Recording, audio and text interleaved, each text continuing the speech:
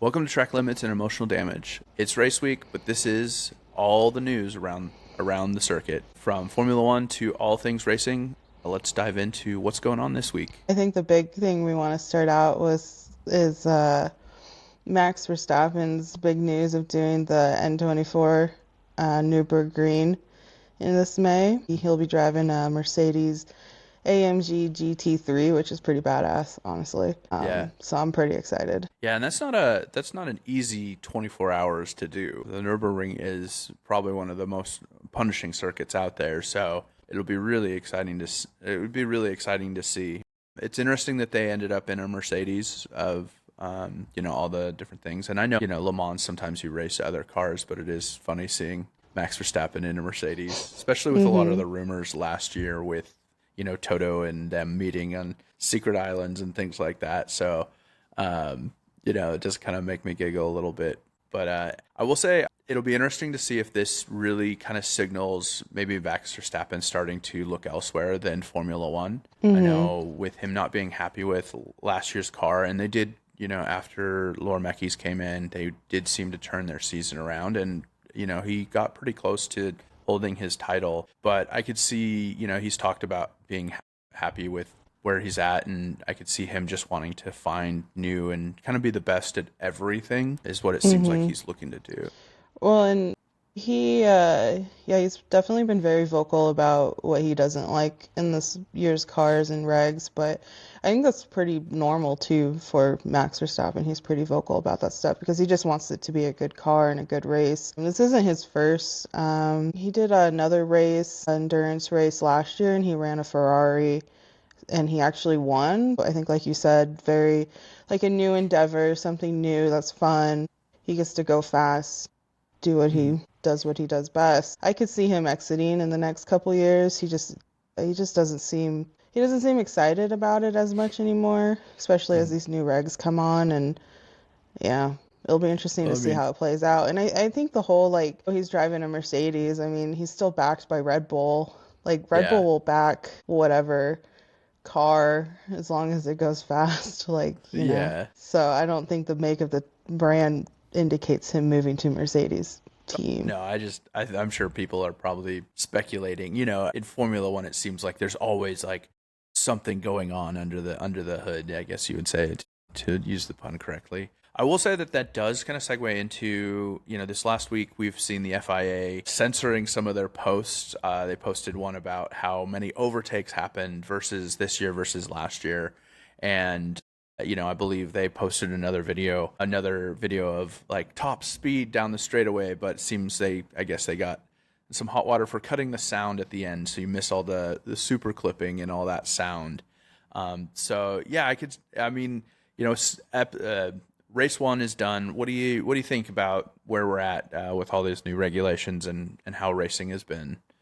I definitely think it's interesting. Like Cody, my husband, and I were talking about how it was fun to see like the back and forth between Russell and Leclerc in the beginning, but then we realized it was mainly just one would overtake, run out of battery, so the other would overtake and run out of battery. And this new regulation, until they figure it out, it's gonna kind of take some of the strategy away and the personality of like different drivers' styles because it just seems like they're struggling really hard with the regen braking. And I definitely think it's changing the sport a little bit, but I do think they'll figure it out so that it kind of gets back to pace and how we're what we're used to. What Yeah, and about a you? lot What of do you people are. think? I think a lot of people are saying that it's artificial in the sense of like the overtaking and things like that. I will say I can understand the push. It just seems like that maybe they need to either increase the way that the power is distributed or how it's all set up, because it seemed like the last engines were fine with the hybrid, with utilizing the hybrid. So this new version, I know that they have to utilize more of the battery side of it for stuff, and then that Mm-hmm. recharging. From what it sounds like, China should be a little bit better this upcoming race, because they're basically given the maximum amount of charging. So we shouldn't see a lot of super clipping throughout the race, maybe a few spots and probably down the back straight. So it'll be interesting to see that versus, I think Australia, they had a little bit less that they're able to recharge per lap. And so it'll be interesting to see the kind of the contrast between the two circuits. Mm-hmm. I'm not a fan, to be honest. I understand, adding in these different things to kind of make the racing more of a show, and it makes sense if Formula One is owned by a media company. So I could see adding these things of drama in. I will say the scary bits are, Colapinto almost smashing into the back of a car because, a car didn't, kind of like it looked like the way that they have to do the startup procedure is very specific. And I think I really would love to just see like good pure racing with an engine. I know this sounds crazy, Mm-hmm. but like this whole push to be green in 2030 and fully carbon neutral, like I find it kind of a farce in the sense, and I'll say it here. It's we're trying to pretend like we're doing something for the environment, but I mean the Mm-hmm. amount of things that you are shipping around the world at a consistent rate, like there is no way that using a half battery, half gas engine is making the difference. Is Like compensating for the is rest of compensating. it. Like, Yeah. lean into the sustainable fuels and those things, Yeah. right? So because I think a lot of people are like it's formula. It's like if there was a mix between like the Formula One version of Priuses right now. You got like your Formula E and then your old Formula One. We're like the Formula Prius right now because of how they're doing it. So I hope that they get it figured out, and it seems like the FIA may be taking some of the feedback on board. So hopefully we'll see some changes. Mm-hmm. But yeah, I'm not a huge fan, but it is Yeah. the first race. We've already only had one race of the whole first season with all these new regs, so I'll give it a couple more, and then I can really start complaining. Yeah.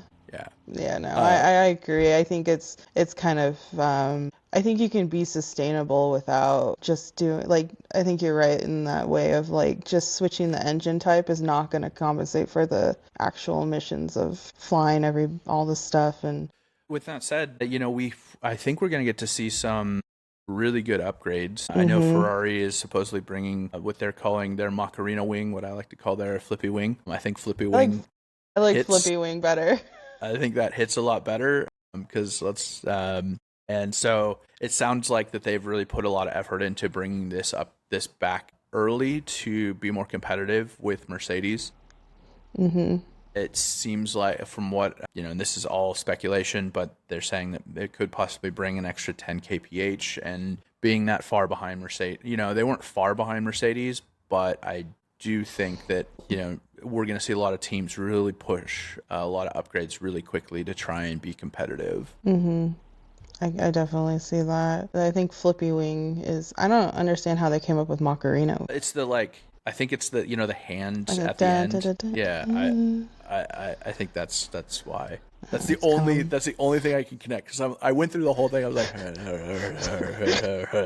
I don't get it. Exactly. I mean, like this is the only bit that makes sense. So I'm guessing that's why. But Flippy Wing will be the the new standard. I like Flippy Wing. It is interesting when it comes to upgrades and Mercedes, because there is a lot of speculation that Mercedes is a lot more powerful than they have been leading on. hmm And they're saying a lot of people are saying that they're sandbagging because if they go too powerful and too much better than everyone else gets more potential development time. So, what do you think that they're sandbagging, or do they just put together a solid engine? I mean, I think it helps that they're able to build the car around the engine as like one unit. But yeah, I've definitely heard there's speculations of like, I think the other teams that run Mercedes are like, wait a second, why aren't we right there with you if we're running the same engine? So I think they're getting a little like hinky about it. Hmm. But I also think maybe it just shows the potential. However, you never know with the I did hear one article talking about like the injection temperature or something that causes it to run hotter, which gives them a little bit more of a boost, and that other teams might not have that availability yet. And so I don't know if that's rumor or um, truth, but Hmm. I guess in the sport you never know because like a team can be doing really good and like another team is just pissed off they haven't figured it out even though it's Hmm. legal. And so Yeah. then they complain and they're like, "Oh, they're cheating." And then, and then next year they do something that's like something that other people didn't figure out and people are like, "Ah." So it's kind of hard sometimes to distill when something is just like a rumor of them actually kind of blurring that line of what's regulation and what's not, and Mhm. then what's just they just figured it out and this other team hasn't figured it out yet Yeah, type of I vibes. I don't agree. know, like what do you think? I I mean, I'm sure that there's a little bit more. There's probably more performance that can be unlocked that Mercedes has. But I will say the one thing is Williams has stated that their car is overweight and that they have to Yeah. reduce the weight. So those are things that, like you said, Mercedes has had the opportunity to build the car around their engine. They've known how much it's going to weigh, where they need to place it, where all these bolts are, how to standardize it to make it maximize all the different things that they're doing with their car. Well, Williams and all of those guys, I mean, they pretty much had the engine in Australia, right? Yeah. So, they have to learn all that as well as learn all the like how the shifting works and how regenerate power. So I will say I'm guessing the mid pack teams will probably see quite a bit of a jump for the ones that are using Mercedes engines, just because they'll probably have a better understanding of how to utilize and how to maximize the engine. Mm-hmm. Now, they're falling behind if their chassis are overweight and things like that. I mean, those ounces can make a difference in sports like this. So when you're pounds overweight, that's just not acceptable when you're trying to maximize performance out of your car. So it'll be interesting to see if those we start seeing those things fixed, that we start seeing the other Mercedes customer teams a lot more competitive. But that Yeah. does kind of lend to a non-Mercedes power unit user.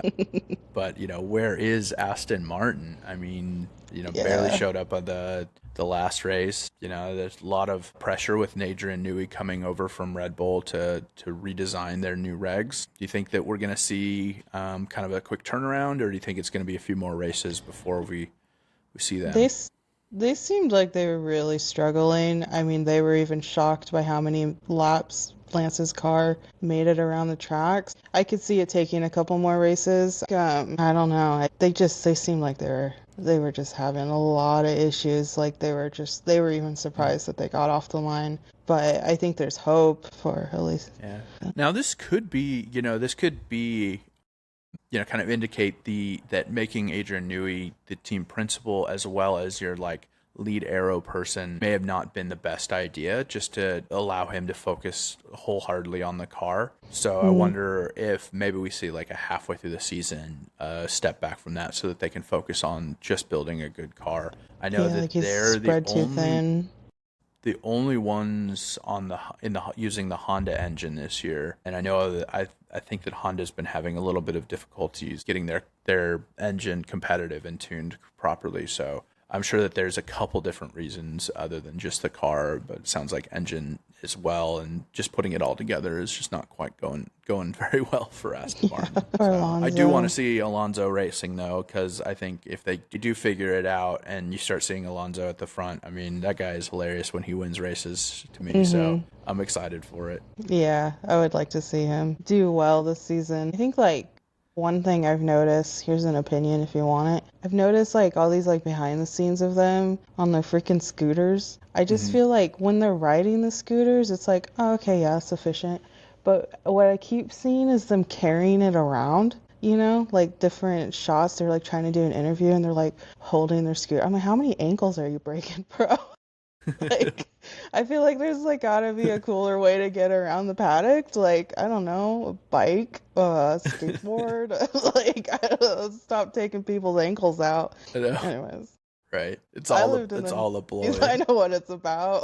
Yeah, I've all taken one to the side of the ankle. Yeah, that's true. Anyways, Well, it's really the big news. Obviously, race weekend, but with race weekend comes fantasy. So you want to pull up your fantasy team and show me what changes you've made to see if you can mm, break 20 points. yeah, I think I'm negative now because even though I said I wasn't gonna make any changes, I made some changes because I think I needed to. I won't be able to quickly pull it up on the screen, but I'll insert it in.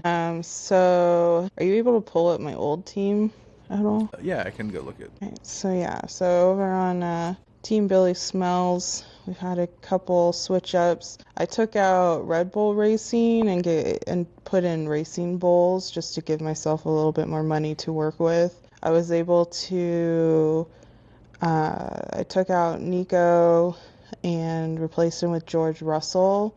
And then I also replaced Fernando with Lawson. And then with the money I had left, I took out Checo and put Beardman in. I tried to like diversify it a little bit, kind of like not be too heavy on one team just so I can get some points because yeah, I think with the transfers I'm now in the negatives, which is like even worse than I was. So I'm hoping I can at least, get in the triple digits this round. But yeah, that's what I did. How about you? Did you make any Yeah. changes? No. So here's my lineup last week. I had Russell, Hamilton, Ollie, Valtteri, and then Lindblad, and then Racing Bulls and Ferrari for my constructors. I didn't make a huge change. I just pulled out Valtteri and added in Lawson.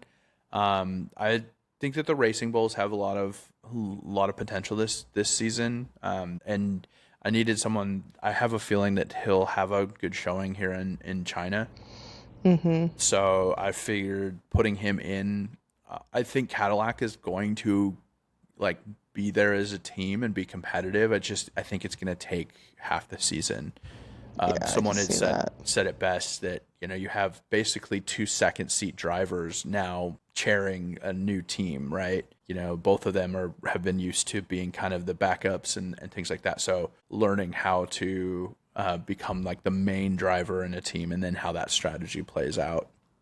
And then just keeping with, I was thinking about switching out Racing Bulls. Just I don't like to hold a lot of one team. Yeah, I know I do have Hamilton and Ferrari in there. I do think Ferrari, if the Flippy Wing is successful, I do think that they'll be very competitive.